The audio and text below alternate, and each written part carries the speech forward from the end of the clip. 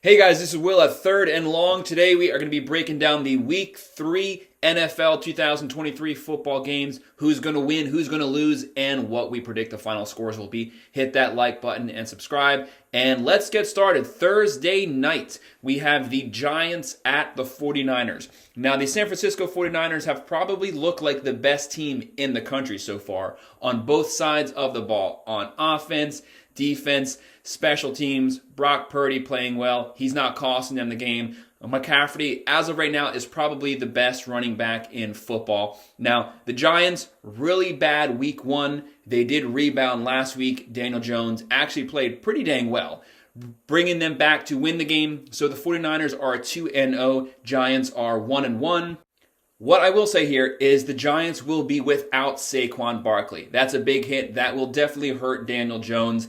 And the Giants' defense is pretty questionable this year. And the Cowboys, Cardinals, they were never able to stop them. I think that will carry over into this game. 49ers will end up getting the win, 31-14. The next game we have at 1 p.m. on CBS, we have, and this is Sunday, we have the 1-1 Titans at the 1-1 Browns. So what do we need to know for this game? Titans always have a good defense, but their offense is horrible. Ryan Tannehill is not a good quarterback. He has never been a good quarterback. Derrick Henry can't pass, run, catch. The whole offense runs through him. That is not sustainable, so they have no offense. Now the Browns. They lost Chubb this past week, so he's out for the year. Watson has not come back to old Watson. He looks awful. He never returned to form after he sat out that 2-year period. But I think his improv play ability is what is going to make the difference here, because even with Watson not playing well, the Browns still have a better offense than the Titans. Hopefully Watson will get better week by week, but it hasn't happened yet the last 2 years. But I do think the Browns pull it out and they win 23-20. The next game we have at 1 p.m. on Fox, we have the Atlanta Falcons at the Detroit Lions. Falcons 2-0, Lions 1-1. Lions lost the game last week off of a turnover by Goff at the end of the game. Now, the Falcons, they do not have a good offense. They're basically a run-centric team through Bijan Robinson. I think they're going to continue to run the ball because their goal is to try to hide the limitations of Ritter at quarterback. So they try to keep the ball on the ground. The Lions, to me, are just the better team. They're the more rounded team. I do think they will end up carrying the day here. They will get the win 27-20 just because Goff is the better quarterback and they are the better team. And I don't think that Ritter, as of right now, is capable of making the difference. Next game we have at 1 p.m. on Fox, we have the New Orleans Saints at the Green Bay Packers. This is a pretty interesting game. Packers have been hot at times. They've been cold at times. Now, these are both basically two teams to me that are kind of in the same spot. Now, Kamara will be out this game, but Chris Olave is a beast at wide receiver. Derek Carr, he's up, he's down, he has 1 touchdown this year, 2 picks, not very good numbers. Now, the Packers' strength is their secondary. So Carr will actually be throwing into their strength because the Saints are not a good running team, especially without Kamara. So I think that could definitely be something that affects the game here. And Jordan Love is kind of hot, he's kind of not sometimes, but I do think that the experience of Carr, even though he's throwing into the Packers secondary, I think that's what will carry the day, and he just won't have very many turnovers. But they need to find a running back to replace Kamara because Tyson Hill's just not the option. He's technically a quarterback / running back. But I do think the Saints will get the win, but it will be close and it will be hard fought. But they will win 24-20. Next game we have coming up. This is a pretty interesting one here. At 1 p.m. on CBS, the Denver Broncos at the Miami Dolphins. What's going on with the Denver Broncos? Now, I always say Sean Payton is overrated. The guy had Drew Brees for 20 years, won 1 Super Bowl, only went to 1 Super Bowl. I'm not impressed by that. He's a good coach, but people thought that he was a messiah basically coming to Denver, and that's just not the case. No questions have been answered with the Broncos. Who are the Broncos? Who is Russell Wilson? They have questions on both sides of the ball. and it's not answered yet. I think, now, with the Dolphins, Mike McDaniel is dialing things up. He's not asking more from Tua than what Tua can physically do. They're not pushing the ball downfield, short passes. They keep Hill in a lot of motion, playing to Tua's short range strength, basically. Very short passes, but he's great at it, and he's very accurate. I do think the Dolphins will get the win here just because they have an identity, a short-range passing game. The Broncos don't know what they're doing, and they don't know where they're going. The Dolphins will get the win, and they'll get the win 34-17. Next game we have here, the matchup of the 0-2 teams. 1 p.m. Fox, we have the Chargers visiting the Minnesota Vikings. Now, these are two pass-happy offenses. Both teams have absolutely zero defense. So it's basically Justin Herbert passing versus Kirk Cousins passing. So what's going to make the difference? Austin Eckler, supposedly as of right now, he's not playing. So I think that's actually what makes the difference. But this is going to be a shootout. It will be reminiscent of the Chargers versus the Dolphins week 1 game. And I think the Chargers will again lose. Minnesota finally gets their first win, 34-31. Next game we have at 1 p.m. on CBS, we have the New England Patriots at the New York Jets. Jets obviously still without Rodgers. Wilson, he's just not very good. Let's be honest, he's not going to carry this team to the playoffs this year. That's not his fault because he is what he is. He wasn't even supposed to be the starter. Now, the Jets need to win this game by running and defense. Breece Hall has been having a great year so far, but what does Bill Belichick do? He takes your primary weapon away from you, and he forces your second and third weapons to win the game. The Jets do not have a number 2 and number 3, and they have no Rodgers. So I think Belichick takes Hall away from the Jets, forces Wilson to win the game, and that's exactly why the Patriots get the win 20-17. Next game we have at 1 p.m. on CBS, we have the Buffalo Bills at the Washington Commanders. I'm not impressed that the Commanders are 2-0. Who have they beaten? They've beaten the Cardinals and the Broncos. Both teams are awful, but nonetheless, congrats for being 2-0. Now, when you look at their Bills, they're a lot better than their 1-1 record shows. So Josh Allen looked like complete garbage game 1, looked good game 2. I think you're going to get week 2 version of Josh Allen. They are the way better team on both sides of the ball. So Allen, Cook, Diggs, this team is loaded, and they should have things clicking after that week 1 performance. Bills get the win 31-17.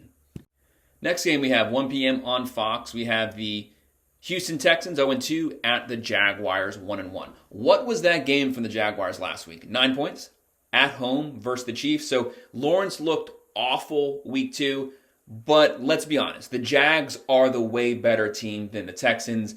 It's not close. They're loaded. They have Ridley.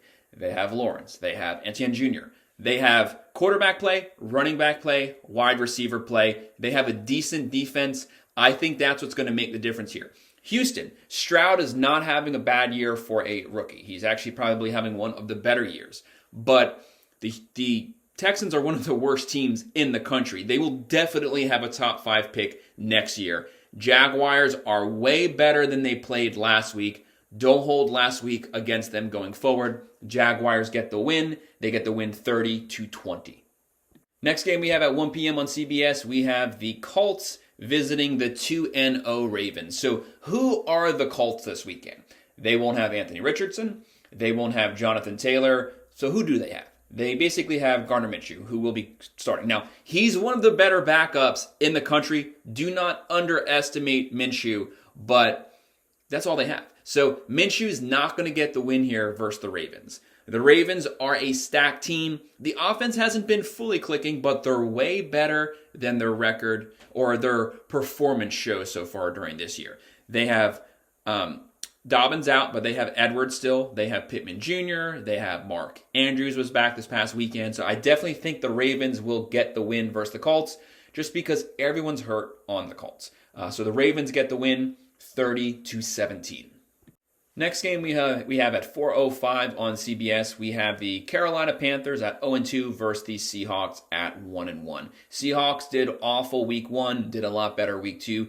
Geno Smith, very serviceable quarterback, played great last year. Now, the Panthers. Bryce Young has a lot of pressure under him. He's having a okay rookie year. It's not good, it's not bad, it's just kind of down the middle. They try to take the pressure off of him with Miles Sanders. But Miles Sanders can't do everything. So the difference here is the Seahawks. They have the better team. They have the better quarterback play, they have the better running back play, and they have the better wide receiver core. So the Seahawks get the win, and they win 27-17. Next game we have at 4:25 on Fox. We have the Chicago Bears at the Kansas City Chiefs. The Bears sit at 0-2. Their goal this year is just basically keep the ball out of Mahomes' hands, keep the ball on the ground. It's Justin Fields or bust. He throws, he runs. But let's be honest, the Bears are awful, and they're actually worse than everybody thought that they were going to be. We all thought that they were about a 500 team. Well, so far, they're not playing like that. They are playing even worse than that. So Justin Fields has looked like trash this year. I don't know that that's his fault. They don't have very many weapons, and he's the quarterback and the running back. And that's just not sustainable. The Bears secondary is not performing well. Chiefs have a pretty good pass rush. So their goal is going to be to try to contain Fields and force him to throw. The Chiefs don't have the high-flying offense that they had previous years so far, but nonetheless, they are the better team, better coaching, better quarterback, better running back, better wide receiver, better tight end. Chiefs get the win 38-20 and finally get the offense clicking.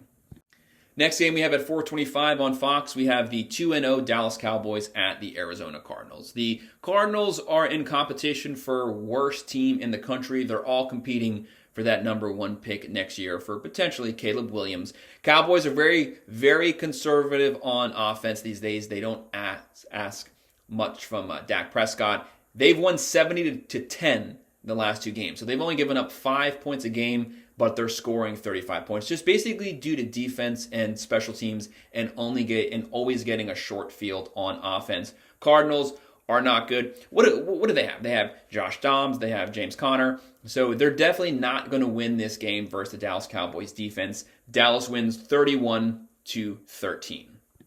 Next game we have at 8:20 on NBC. The 2 teams that are worse than everyone thought they were going to be. Pittsburgh Steelers at 1-1 versus the Raiders at 1-1. So Kenny Pickett, he wasn't very good last year, but there was a lot of hype for him coming into this year, but he's just not playing well. It is what it is. The Raiders, Jimmy G, he's just a serviceable quarterback. He's not going to cost you the game, but he's not going to win you the game. And to me, that's the difference here. Steelers still have a good defense. Kenny Pickett, to me, will have a good game this game, and he will show what his ceiling can be. And I think the Steelers will get the win, but it will be very close. It will be 21-20. Next game we have on Monday night at 7:15 on ABC, we have the Philadelphia Eagles at the Tampa Bay Buccaneers. Both teams 2-0. Who would have thought it? How about Baker Mayfield having a really good year so far starting this year? Baker is kind of an anomaly. You have good Baker, bad Baker, zero middle. He's been a good Baker the whole year. At some point, you will see bad Baker, but I've always liked Baker Mayfield. He has played well, and I hope that he continues to play well. Mike Evans looks like a beast. He looks like he's only like 25, but he's been in the league for like 40 years.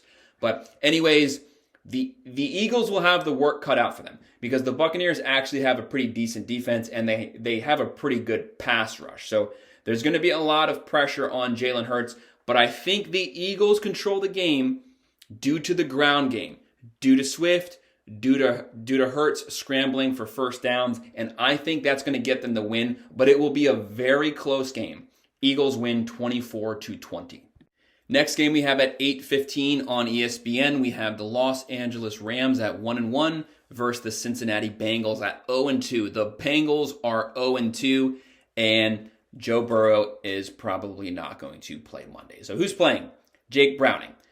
So you can obviously see how things are going to go this game. Stafford has actually have a decent year so far this year. Rams are 1-1. That's a good start for them. People were not expecting much from the Rams this year, but they are playing well. The offense is playing well. And the Bengals, They do not have Joe Burrow. Could they get the win here? Yes. Could Browning get them the win potentially and they just basically keep the ball on the ground and they win the game? Yes, but I just don't see it happening.